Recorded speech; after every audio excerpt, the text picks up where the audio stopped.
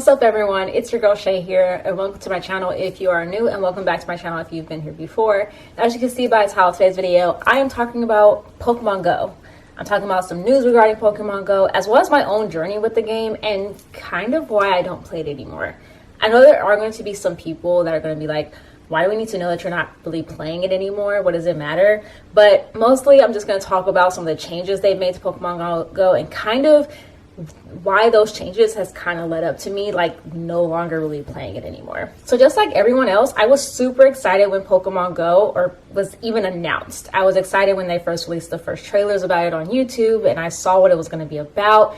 I was excited because for me it was like me being able to fulfill my Pokemon dreams in real life. I mean, how many of us wanted to be like Ash and go out on our own Pokemon journey and catch Pokemon? And Pokemon Go allowed us all to be able to do that. So I was excited about the game. So in 2016, when this game was released, I played it all the time. Now, granted, at this time, the game is nothing like how it was back in 2016. Like, even the schematics of the game are very different, not just the player base as well.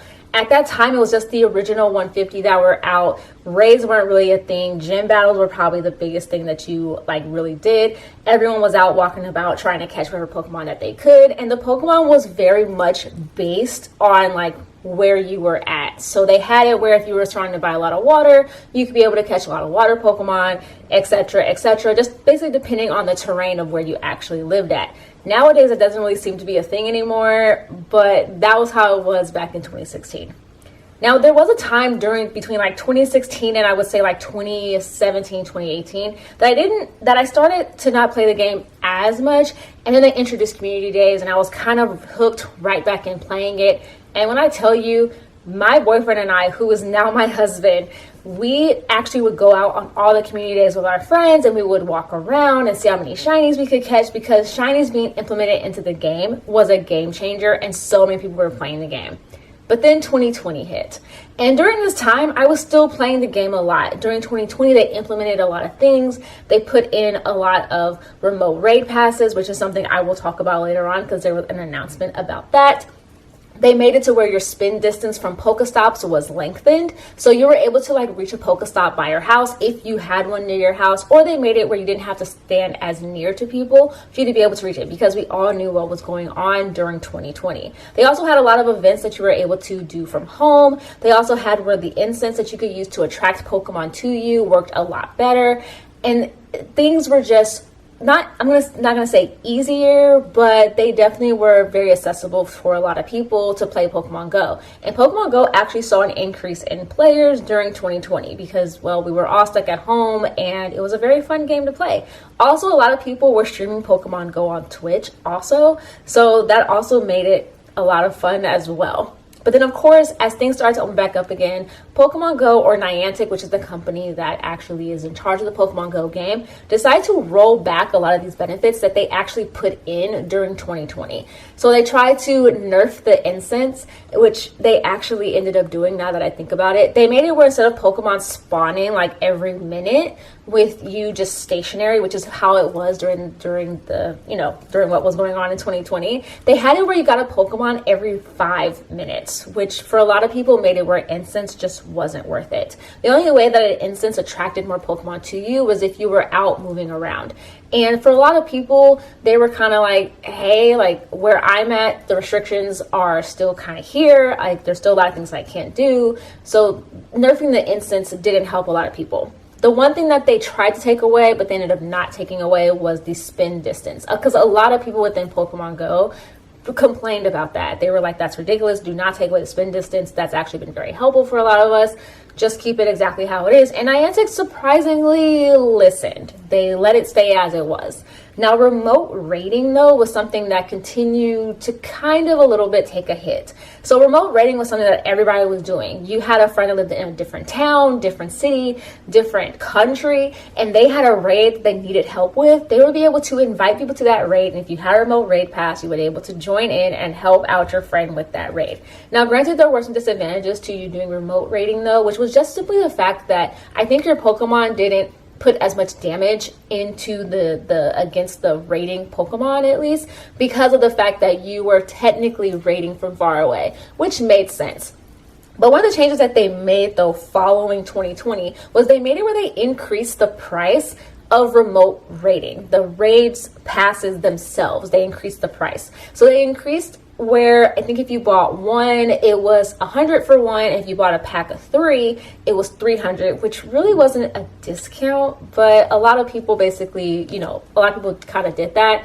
And they took away the fact that the remote rating pass was in the 1 cent bundle, like Pokemon Go kind of in the shop that you basically could buy for just 1 Pokecoin, which as many people might know, you can buy Pokecoins to be able to buy things from the Pokemon shop. But that was basically how it worked at that point. But now recently, they've done some things with remote rating. But even before the whole situation with remote rating, I decided to really no longer play the game. And here's the reasons why I no longer found Pokemon Go to really be fun anymore. Some of the aspects that made the game fun was having what they call a breakthrough box. Sorry, for some reason speaking right now has been difficult. But anyway, it was a breakthrough box, which is basically where every day you would complete a task that you had. And then at the end of the week or at the end of 7 days, depending on whenever it ended for you, you would open your breakthrough box. And each month, Pokemon Go would put a new Pokemon in that box. And before, they were great Pokemon. They would put in legendaries like Zapdos, Articuno, or Moltres, or other different, like really high tiered like Pokemon that you wanted to be able to collect. But now they've been putting in some really terrible Pokemon, or at the time that I was playing they were, and it just wasn't worth it anymore. Also, they started to really lock a lot of Pokemon behind you having to pay. So one event in particular that a lot of people got mad about was the Mr. Rime event. So that one you had to pay, and then at the end of it you were able to catch Mr. Rime. But here's the fucked up part of it, or the messed up part about it is that Pokemon Go always does this. They lock a Pokemon behind a paywall for you to play for a particular event. And then maybe a few months later, they then release that Pokemon for everybody completely for free. Which to me at that point, like if you're just going to lock a Pokemon behind a paywall, just keep it locked behind a paywall. And once that event is over, no one can get it anymore unless they decide to do the event again. To me, they should just do that, because in reality, it makes it where people who did pay the money now at this point feel that it wasn't even worth it, because now people who didn't pay now still get the Pokemon.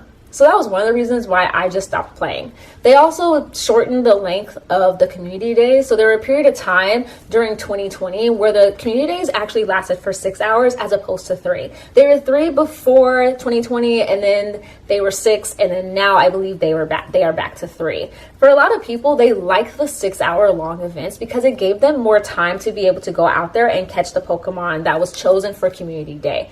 I was one of them, because there's many times that I would either forget it was a community day, or for some people who worked on particular days, they were like, I can't get into the time frame that they have set for community days because I'm at work or I have things to do. And so for a lot of people, they were like, giving people a 6-hour time window actually made it extremely flexible. Like a lot of people really did like it. Now to the whole remote rating thing. So just recently on March 30th, Pokemon Go actually released a statement talking about the changes that were coming to remote rating and basically giving players a heads up. Now, unfortunately, there was like maybe a month ago to 2 months ago, people had actually realized that someone messed up at Niantic and accidentally showed something that was coming to the game that a lot of people got upset about. And that was where if you went into your inventory and you had a remote rating battle pass, it said that you could only raid for a certain number of days. The number of days at the time was not actually stated. It just said 0. But a lot of people were like, whoa, are they about to cap remote raids?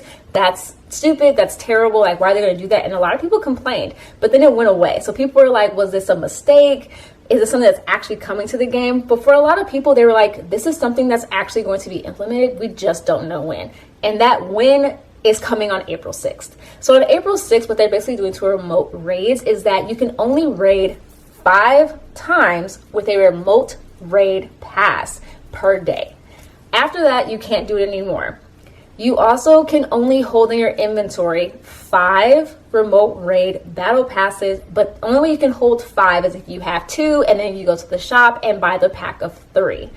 Also, they've made it where they have increased the price of you buying a remote raid pass. So basically, if you buy one, instead of it being 100 Poke Coins, it is now going to be 195 Poke Coins. Instead of a pack of 3 being 300 Poke Coins, they are now going to be 525 Poke Coins, which is basically double the price of what it was before, which is ridiculous. And on top of that, to try and sweeten the deal, or to try and say like, hey, we're helping you guys out somewhat, in your breakthrough box, every 7 days, if you open it, you might get a remote raid pass.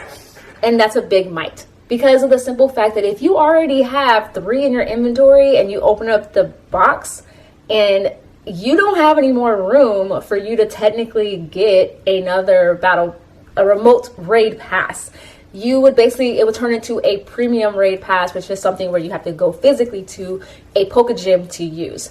So Niantic's explanation is that they're trying to rebalance the game and make it where more players are going outside nowadays. This needs to change. I'm sorry, Niantic. This needs to change.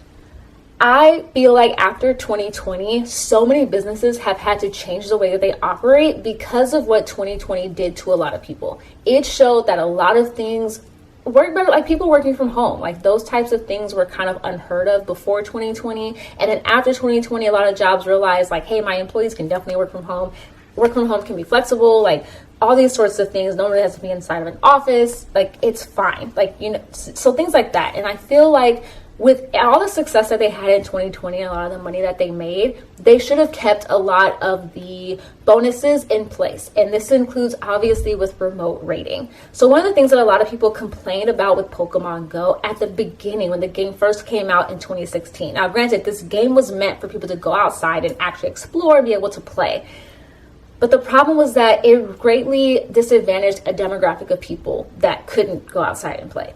So there were people who said they lived in a rural area, so they really didn't have a lot of people to play with. They also they had very few Pokestops. They also had very few gyms. So they had no one really to play with, which kind of discouraged them from playing, or made it where playing wasn't optimal.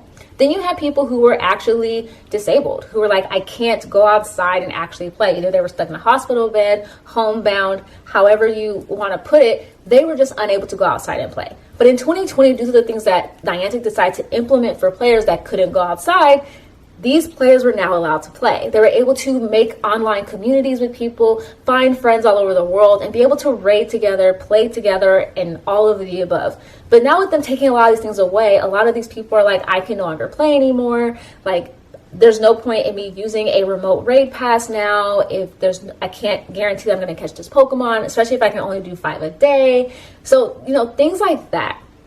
So a lot of, you know, Niantic wanted to say that they're doing this to, like I said, rebalance the game, or to basically make it to where a lot of people are going outside. A lot of it is about community, but they fail to realize that community isn't only the community that you see in real life. They're not just the people that you know, your friends you hang out with and go to the mall or the movies or hang out at everybody's houses with.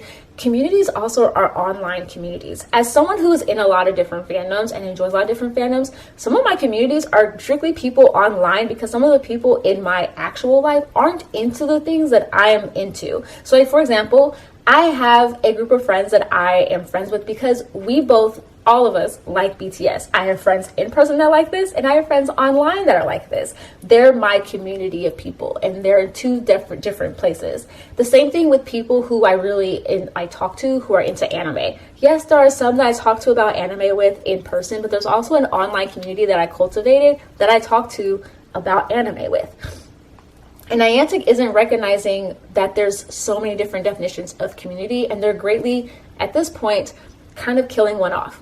And so at this point with Pokemon Go, a lot of people are very upset about, you know, the kind of upset about the path that this game is kind of taking. We have yet to see what's going to happen regarding some of the big Pokemon Go players, like the big Pokemon Go YouTubers, like what their plans is, because their content is also going to change. A lot of them with remote raiding have been doing, you know, a lot of different challenges, have, you know, been, you know, stuff like that, trying to do 100 raids a day, you know, things like that. And at this point, they can't really do that anymore after April 6th, because there's a cap limit. And so for them, they might even also be in the same boat as a lot of us, where cultivating a group of people to go to a raid with, you know, at your local like Pokemon gym is something that's in the past, and that could also greatly, you know, cause some issues with their content, or even people who stream a Pokemon Go on Twitch as well. Like, their content is also going to have to change. So we will see what happens. But overall, at this point for me, regarding the Pokemon Go game and where I stand with it, I no longer really play the game. I do open it up every now and then. For me, where I live, there is a Pokestop that I can spin that is fairly near, based off of, you know, the Poke Reach distance that they have still in place.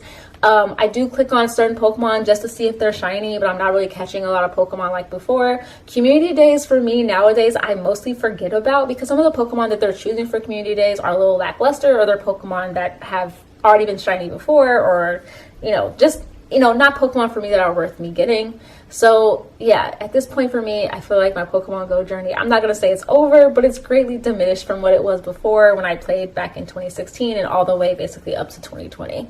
But what do you guys think about the changes that Pokemon Go are doing? Do you even still play Pokemon Go? And what do you foresee about Pokemon Go in the future? For me, I can see a lot of people greatly not playing the game as much anymore, and I can see the player base actually dwindling, but I don't foresee the game ever going away completely, mostly because a lot of people really like Pokemon, and Pokemon is always getting a new fan base, so you're always going to have new people probably going in and trying to play this game. Yeah, expect me to give it a thumbs up. Please subscribe if you haven't already. I have links down below all my social media accounts, my Instagram, my Twitter, and I also do have a TikTok, so feel free to check me out on there as well. And like I tell you guys, stay positive, stay nerdy in today's day and age, stay healthy, and of course, please stay safe. All right, you guys, bye.